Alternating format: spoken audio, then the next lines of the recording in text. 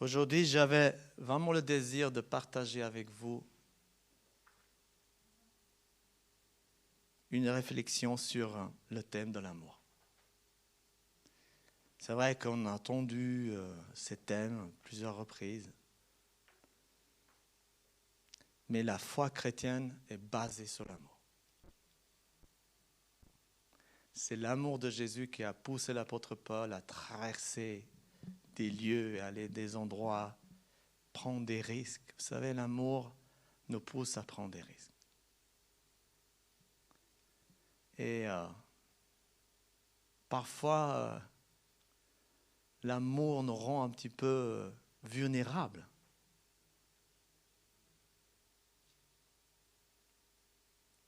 Comme je disais que l'amour était au cœur de la foi chrétienne, et aujourd'hui nous allons explorer comment apprendre à aimer à la lumière des enseignements bibliques.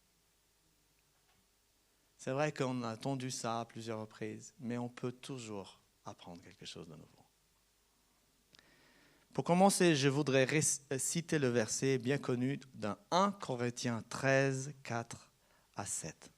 1 Corinthiens 13, 4 à 7. L'amour est patient. Il est plein de bonté. L'amour n'est pas envieux. L'amour ne se vante pas. Il ne s'enfle pas d'orgueil. Il ne fait rien de malhonnête.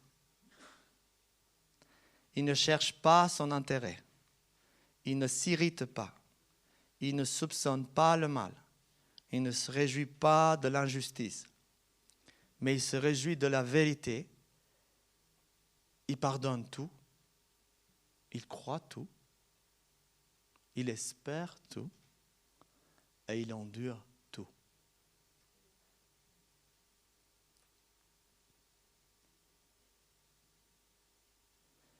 Ce passage nous donne une vision profonde de ce qu'est l'amour selon Dieu.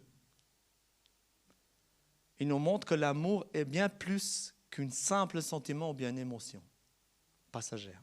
C'est un choix conscient que nous faisons chaque jour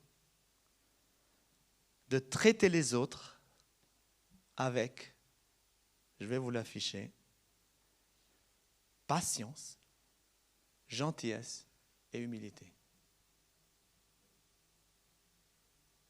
Vous pouvez dire patience, gentillesse et humilité.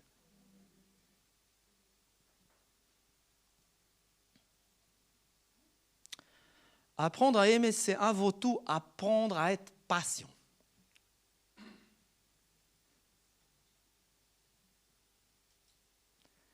Seigneur, combien de temps je dois patienter?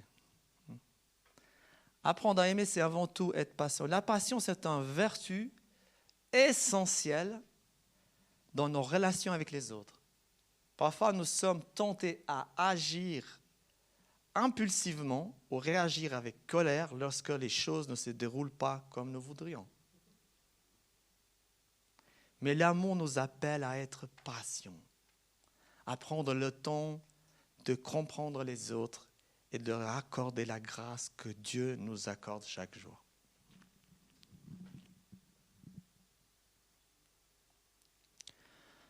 En plus de la patience, il y a une autre vertu de l'amour, c'est l'amour est également plein de bonté.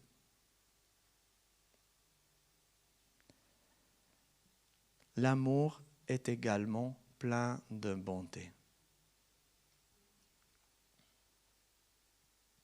Cela signifie qu'il faut qu'on soit intentionné, serviable envers les autres, cherchant toujours à faire le bien et encourager ceux qui nous entourent. Jésus lui-même a montré cet amour qui était désintéressé tout au long de son ministère sur terre. Jésus n'a jamais guéri quelqu'un en disant combien tu payes. Il les a guéris, c'est tout. L'amour de Jésus dépasse notre intelligence, notre pensée. Il a été voir les personnes marginalisées. Il a été guéri les estropies, les personnes qui étaient dans les difficultés. Jésus est très sensible à ta douleur. J'ai dit l'autre jour à un frère, Jésus est venu sur terre pour te rendre ta vie facile. Si vous entendez quelqu'un dire que Jésus est venu pour rendre la vie difficile, alors c'est un menteur. Ce n'est pas vrai. Jésus est venu sur terre pour que ta vie soit simple. Pour que tu puisses apprendre à aimer malgré les circonstances actuelles. Un autre aspect crucial de l'amour, c'est de ne pas être envieux. L'envie peut facilement nous consumer, nous amène à comparer à nos vies avec celles des autres, à se ressentir du rejet lorsque nous apercevons, lorsque nous voyons que des gens qui sont plus fortunés que nous. Nous ne devons pas se concentrer là-dessus. Il y a des richesses qui ne sont pas visibles. C'est des richesses qui ne sont pas de ce monde. Il est vrai qu'on a besoin de vivre dans les bonnes conditions. Dieu veut que tu vives dans les bonnes conditions. Mais si cette chose te rend malheureux parce que tu veux être meilleur que ton voisin, avoir la meilleure voiture que ton voisin, et que tu n'y arrives pas et tu es malheureux, ce n'est pas ça le but de la vie. Le but de la vie, c'est d'avoir des richesses que personne sur terre pourra les enlever. Jésus a dit, ne ramassez pas des richesses où la teigne et la rouille les enlèvent. Des richesses où personne ne pourra vous les enlever. L'amour nous libère de cette prison de l'envie. Vous savez, je vais vous confesser quelque chose ce matin. Je ne sais pas, peut-être je suis le seul à avoir des envies. Je ne sais pas. Peut-être qu'il y a des gens qui ont des envies aussi. Je ne sais pas, mais je ne veux pas parler des autres, mais je veux parler de moi. Quelqu'un m'a dit, mais tu parles trop de toi. J'ai dit, mais écoute, je suis désolé, c'est la seule personne que je connais le mieux.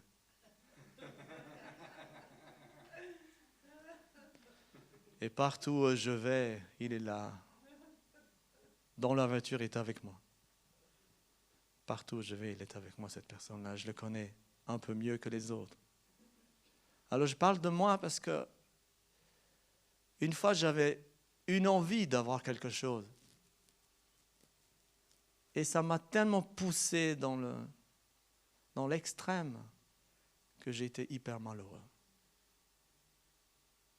Je crois que ce que le Seigneur veut t'apprendre ce matin, c'est que tu peux avoir des ambitions, tu peux avoir des objectifs. Mais l'objectif ne doit pas être l'essentiel dans ta vie. Tout ce que tu ne peux pas prendre avec toi au ciel, ce n'est pas aussi important que ça. Qu'est-ce que tu peux prendre avec toi au ciel? Ton épouse? Ton époux? Oui. Mais sa voiture? Non. Sa maison? Non. La famille de ton épouse, la famille de ton époux? Oui. Mais pas leur maison. Je m'explique. Parfois, nous sommes trop concentrés sur des choses matérielles. Et Dieu désire que tu te concentres sur des choses que personne, ni le diable, ni les anges, même Dieu lui-même, ne ferait pas ça pour te l'enlever. C'est apprendre à aimer plus. J'avais dit à un frère, oui, mais j'aime pas cette personne parce qu'elle m'a fait ci, elle m'a fait ça. Je dis, frangin, qu'est-ce que tu vas faire quand tu le rencontreras au ciel? Ça va être difficile pour toi, le ciel. Vous savez, quand on apprend à aimer, il n'y a pas de condition. L'amour de Dieu n'a pas de condition.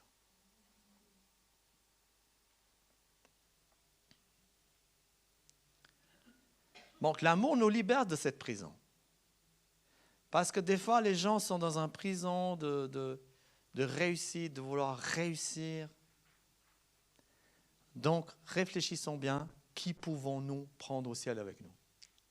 Nos bien-aimés, nos voisins, notre famille.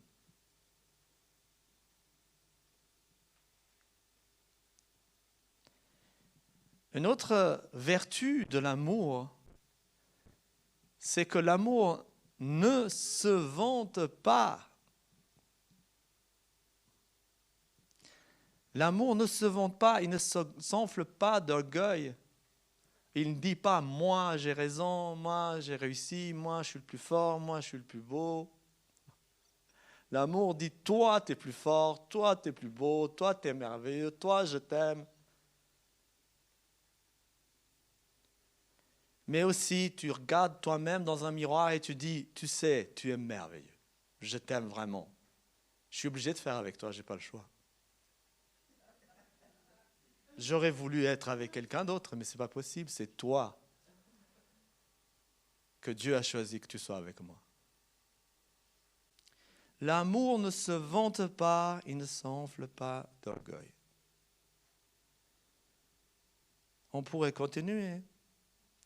Au lieu de chercher la gloire personnelle ou la reconnaissance, l'amour nous pousse à mettre les besoins des autres avant les nôtres et servir humblement et faire preuve d'humilité dans toutes nos actions. Il y a de la marge. Je ne suis pas encore y arrivé, mais je suis dans une bonne direction. Je suis dans une bonne direction. Vous pouvez vivre 200 ans et vous pouvez toujours améliorer votre amour pour les autres.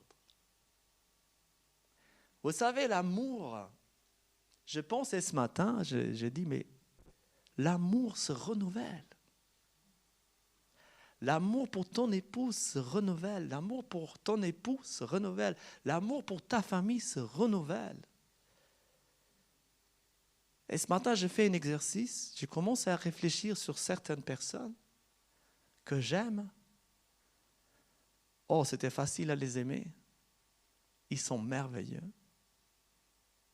J'ai pensé à eux, j'ai essayé d'imaginer leur visage beau, quelque chose. Et je dis, Seigneur, je les aime, ces personnes. C'est un exercice à le faire pour votre famille. Parce que nous sommes des êtres spirituels. Quand vous envoyez de l'amour à quelqu'un,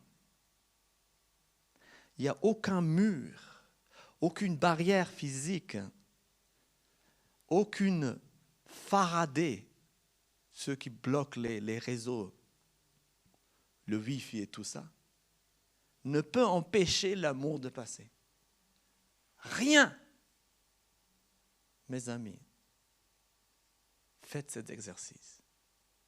Commencez par aimer. Faites grandir votre amour. On va me dire, mais ouais, c'est facile d'aimer les gens qui sont merveilleux avec nous.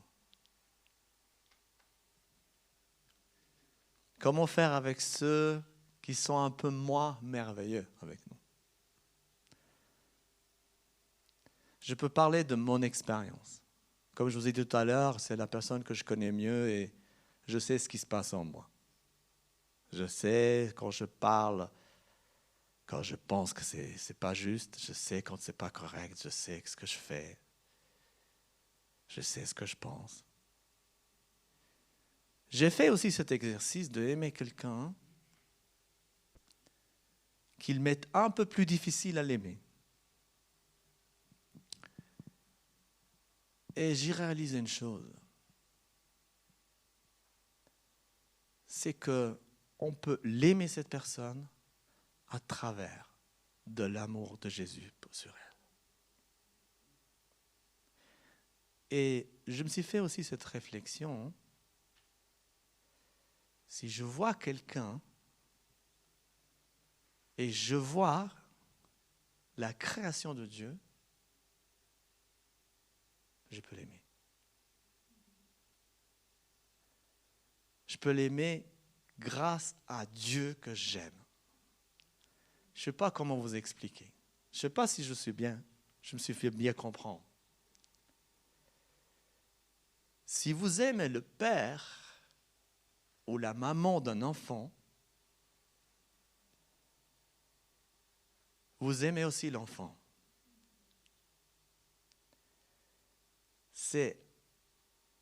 Je dirais, c'est grâce à cet amour que vous avez pour le père et la mère que vous aimez aussi l'enfant. Vous savez, des fois, il y a des enfants, les parents viennent, vous invitez les parents, puis vous invitez aussi les enfants, et puis on a eu des enfants où ils touchent tout. Et moi, ma soeur, elle ne comprend pas le français, je peux le dire. Donc, mais si elle traduit, elle est au courant. J'avais invité ma soeur chez moi. Chez nous, avec ma femme, on l'avait invitée. Elle est restée, je crois, 3-4 jours. Le petit, il voulait tout toucher. Il touchait les trucs. Il renversait des verres. Puis nous, on était comme ça, crispés. Mais j'aime ce gosse parce que j'aime ma soeur. Je ne sais pas si j'essaie de... Nous aimons les gens parce que nous aimons Jésus.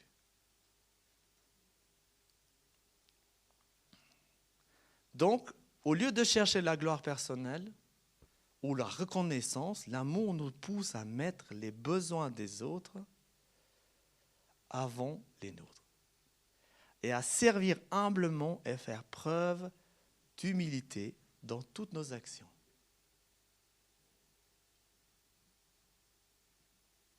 Comme j'ai dit, nous pourrons passer des heures à méditer sur chaque aspect de l'amour, tel qu'il est décrit dans le passage de la Bible qu'on a lu tout à l'heure, au début, dans Corinthiens.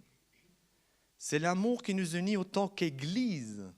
Vous savez, ce matin, on est là parce qu'on s'aime. C'est cet amour qui nous unit. Et qui nous pousse à partager la bonne nouvelle aussi avec les autres, parce qu'on sait qu'on veut partager quelque chose de bon avec les autres. Que chacun de nous puisse apprendre à aimer de plus en plus chaque jour, en appuyant sur la grâce de Dieu et en suivant l'exemple parfait de Jésus-Christ notre Seigneur, que lui nous a aimés les premiers et que lui t'aimera malgré ton état physique, spirituel, psychique, émotionnel. Cela ne changera rien. Et la Bible dit, rien ne pourra te séparer de son amour. Rien.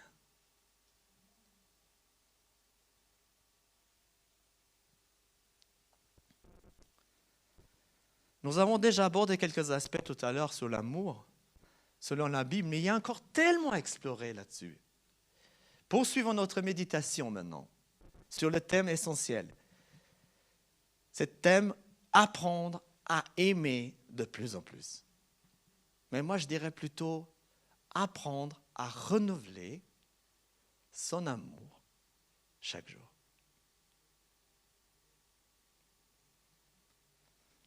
C'est comme si vous avez une boule en cristal. Je ne parle pas de la magie, attention. C'est comme si vous avez une boule en cristal et à l'intérieur, vous avez une jolie image en relief et vous l'aimez bien. Mais chaque matin, vous vous rendez compte qu'il y a de la poussière qui se met dessus. Et chaque matin, vous prenez un chiffon humide et vous l'essuyez pour qu'il soit beau et qu'il brille. L'amour a besoin de le même entretien. Vous ne pouvez pas dire « Oh, aujourd'hui j'aime et demain… » Vous devez apprendre, on doit apprendre, je dois apprendre, nous devons apprendre à aimer chaque jour, à renouveler cet amour chaque jour. Surtout dans les familles. Poursuivons ce thème. Maintenant, dans l'Évangile selon Matthieu, Jésus nous donne un commandement fondamental dans Matthieu 22, versets 37 à 39, Matthieu 22, 37 à 39, ça c'est le commandement fondamental de l'amour. Il dit, tu aimeras le Seigneur ton Dieu. Ça veut dire, pourquoi le Seigneur il nous dit, tu aimeras le Seigneur ton Dieu? Ça veut dire qu'il y a un choix à faire. L'amour, ce n'est pas une option que Dieu a mis en nous. Ce n'est pas quelque chose que je ne sais pas comment expliquer. Vous savez, il y a des voitures, ils ont des options. L'amour, c'est quelque chose que Dieu nous a mis à disposition et on peut s'en servir chaque jour. Je ne sais pas si je me fais comprendre. L'amour, il est à ta disposition et c'est un choix de se servir tous les matins exactement comme tu te sers pour prendre ton petit déjeuner. Ce n'est rien de plus, ce n'est pas différent. C'est exactement de la même manière. On peut choisir de aimer quelqu'un ou de ne pas l'aimer quelqu'un. C'est un choix. Donc c'est pour ça que le Seigneur il dit, tu aimeras le Seigneur ton Dieu de tout ton cœur, de toute ton âme et de toute ta pensée. De tout ton cœur, de toute ton âme et de toute ta pensée. Ça veut dire que quand je pense à une personne, je l'aime. Sinon, il vaut mieux ne pas penser. Quand vous pensez à quelqu'un, parfois on pense à quelqu'un parce qu'on se souvient qu'on a eu un différend un jour. Et quand on pense à cette personne, on doit penser ce que dit Jésus. Il dit, quand tu penses à cette personne-là, tu dois penser de tout ton cœur, toute ton âme et toute ta pensée, tu dois penser que tu l'aimes. Et c'est là qu'on peut travailler encore pour améliorer notre amour pour les autres. Mais pourquoi on doit améliorer notre amour pour les autres? Quand vous développez chez vous l'amour de Dieu, est-ce que vous pouvez développer l'amour de Dieu chez quelqu'un d'autre? Non. Vous développez quelque chose de bon chez vous. Ça veut dire que vous êtes au bénéfice. Vous savez, les scientifiques disent que les gens qui ont beaucoup d'amour et beaucoup de compassion pour les autres, c'est les gens qui réussissent le mieux dans la vie. Ils ont très peu d'ennemis. Partout où ils vont, ils réussissent. Et quand Dieu a dit tu seras la tête et non la queue, c'est cela qu'il voulait dire. Quand tu commences à aimer, vous savez, la dernière fois, j'avais un entretien avec mon chef et il a parlé des choses comme ça. Il y avait 2 chefs qui étaient là et puis qui m'ont parlé du travail, c'est tout à fait normal. Ils m'ont dit, est-ce que tu as un commentaire? J'ai dit, oui, j'ai un commentaire. Vous êtes des chefs extraordinaires. J'ai énormément de chance de vous avoir. Alors j'ai parlé un peu comme ça. J'ai énormément de chance de vous avoir. Ils étaient comme ça. J'ai dit, mais vous savez, vous êtes vraiment des personnes extraordinaires. C'est tout ce que j'ai comme commentaire. Après, ils ont voulu savoir plus. Pourquoi on est extraordinaire? J'ai dit, vous êtes des gens intelligents, beaux à voir. Vous êtes des personnes avec qui on peut discuter. On peut partager. Vous êtes des personnes avec qui on peut s'arranger. Chaque fois que je vous demande 1 ou 2 jours de vacances, vous me les accordez. Mais j'ai dit, je ne veux rien de mieux, moi. Vous êtes exactement les chefs qu'il me faut. Et puis après, je suis parti. Vous voyez? Trouvez quelque chose de beau chez quelqu'un et élevez. Votre épouse, il y a quelque chose de beau. Votre mari, il y a quelque chose de beau. Votre enfant, il a quelque chose de beau. Mettez ça en valeur. Ne dites pas à quelqu'un, tu es fort en maths, c'est super, alors qu'il est nul en maths. Ça ne marche pas. Trouvez quelque chose chez votre enfant et élevez-le.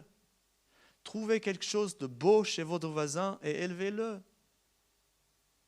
Vous voyez votre voisin tous les matins partir au travail à la même heure, précis, etc. Si le jour vous le rencontrez, vous pouvez lui dire, voisin, j'apprécie ta ponctualité. Je te vois tous les matins, tu es ponctuel. C'est vraiment extraordinaire. Vous savez combien de gens aujourd'hui ne sont pas ponctuels? Et vous êtes ponctuel. Ça, c'est un bon point. Vous élevez un bon point, ça, c'est l'amour de Dieu. Élevez un bon point chez quelqu'un. Trouver, ça s'appelle la métacommunication. Ça veut dire trouver un point où la personne est forte. Ça, c'est l'amour. Moi, je peux venir vers vous, de chacun de vous. Bon, je ne vous connais pas tous bien, mais je peux venir de chacun de vous et je trouve un point positif où vous êtes fort. Où vous êtes fort. Je peux commencer par Pierre et je peux finir à la fin. Tout le monde a un point positif. Tout le monde, chaque être humain, vous allez, dans le cœur de chaque être humain, vous trouvez quelque chose de bon, même sur le pire, désolé du terme, crapule du monde. Vous pouvez trouver quelque chose de bon chez quelqu'un. D'accord? Alléluia. Tu aimeras le Seigneur ton Dieu de tout ton cœur. C'est le premier et le plus grand des commandements. Et voici le second, qui est semblable. Tu aimeras ton prochain comme toi-même.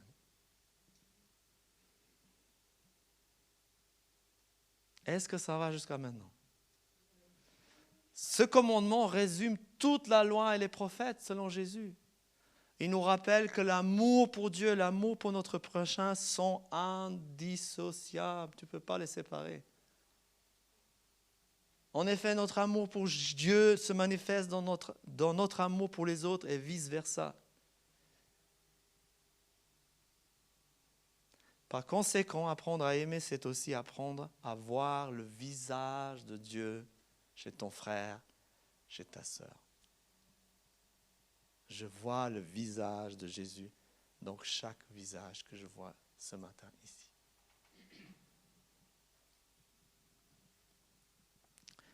Cela signifie aussi de traiter chaque individu, pas uniquement des frères et sœurs, avec respect, dignité, compassion, en reconnaissant la valeur inestimable que Dieu leur accorde. La Bible dit que Dieu a tant aimé le monde. La Bible ne dit pas que Dieu a tant aimé les chrétiens. Dieu aime tellement les chrétiens. Ça, c'est vrai et sûr. Mais Dieu a dit qu'il a aimé le monde. Dieu a aimé le monde. Et nous devons aimer les gens qui nous entourent. De voir le potentiel de Dieu dans leur vie.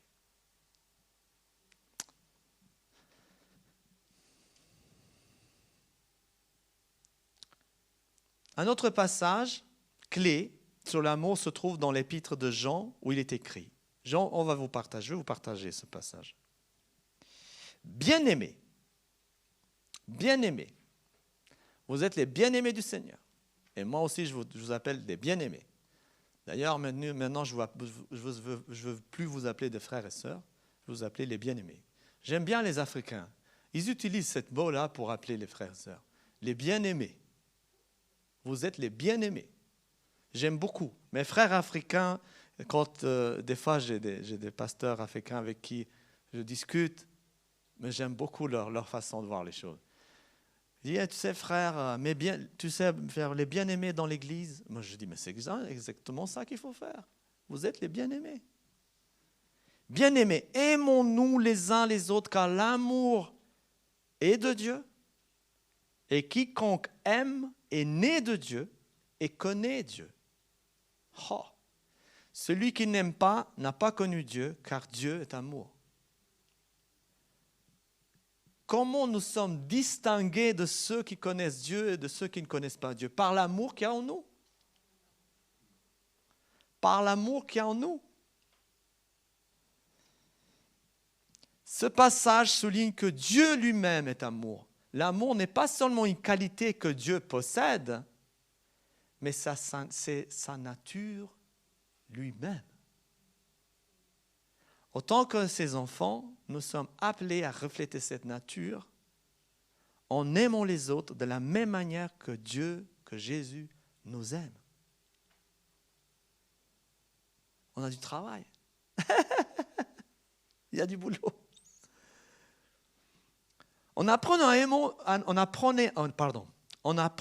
à aimer, nous sommes donc appelés à chercher la présence et la puissance de Dieu dans nos vies. C'est par sa grâce et son Esprit Saint que nous sommes capables d'aimer véritablement, même lorsque cela ressemble impossible aux yeux du monde. Comment tu peux aimer cette personne alors qu'il a fait ci, qu'il a fait ça? Dans les moments où nous luttons pour aimer, nous pouvons nous tourner vers Dieu dans la prière et lui demander de nous remplir de son amour. Seigneur, je n'arrive pas à aimer cette personne. Donne-moi cet amour pour elle. Parce que je ne veux pas. Vous savez, quand on n'aime pas, qu'est-ce qui se passe? Il y a quoi autre chose? Il y a deux choses dans une pièce. Il y a la lumière ou il n'y a pas la lumière, ou il y a l'absence de lumière. Ou nous avons l'amour ou nous avons l'absence de l'amour. Et vous savez ce que c'est l'absence de la lumière? Vous savez très bien ce que c'est. Quand nous avons l'amour, nous avons l'amour. Mais quand nous n'avons pas l'amour, nous avons l'absence de l'amour. Et vous savez aussi ce que c'est. Nous pouvons également chercher l'exemple et l'inspiration dans la vie de Jésus, qui a aimé jusqu'à donner sa vie pour nous sur la croix. En conclusion, apprendre à aimer est un voyage qui dure toute une vie. Mais c'est un voyage qui vaut la peine. En suivant les enseignements de la Bible qu'on a lus tout à l'heure et en nous laissant guider par l'amour de Dieu, nous pouvons devenir des instruments de sa grâce, dans sa paix, dans un monde qui a désespérément besoin de l'amour. Voilà, je termine avec ça. Je donne la parole à Pierre, mon ami Pierre.